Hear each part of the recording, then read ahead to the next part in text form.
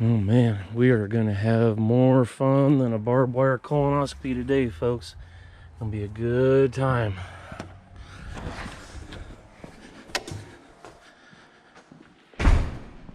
Be awesome. Because today, all I want for Christmas is my bull gear tooth. See this bull gear tooth? That's the one I want right there. Oh no, that's working anymore. Here we go. Let's see if we can keep all the debris from getting in. Since you have a large vat of oil that's open down yonder, the best thing to do is to also soak any of your seized mechanisms that you need worked on later on.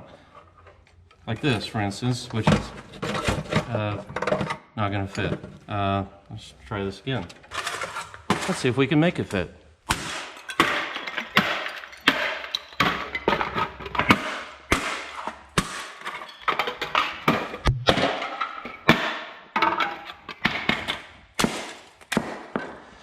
That should do.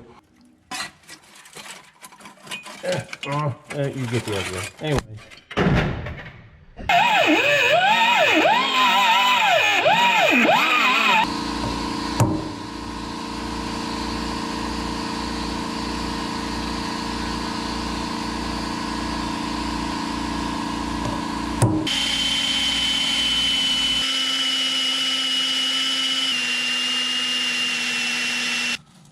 Okay, now you're going to want to save your shavings for later, so that way if your engine's not running right, you can throw that in there, and it should relieve the clearances for all the bearings, and it should make it work a lot better.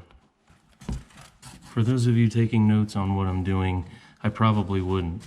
Whatever level I am, it's below novice. So if novice is here, I'm somewhere below that.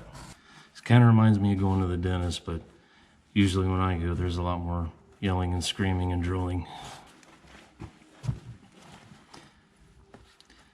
Any of you armchair quarterback mechanics out there, feel free to chime in.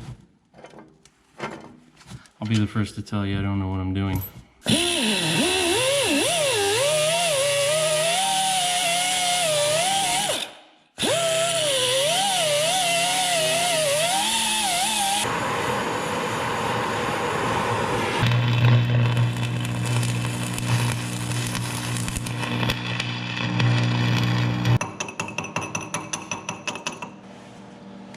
Should anybody need hints on how to set your tractor on fire, I might be able to help. Just watch and learn.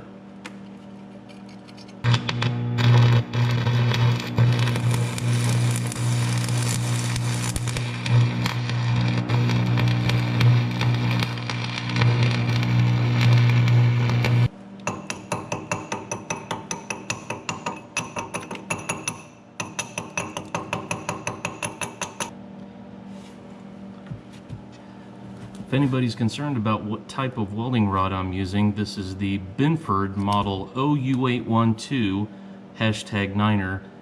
It is the fully illuminated, deeply hydrogenated, and gluten-free,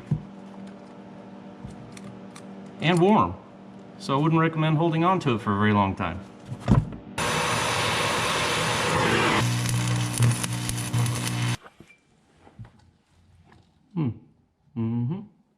Yep. Shut gingivitis. Keep flossing your teeth.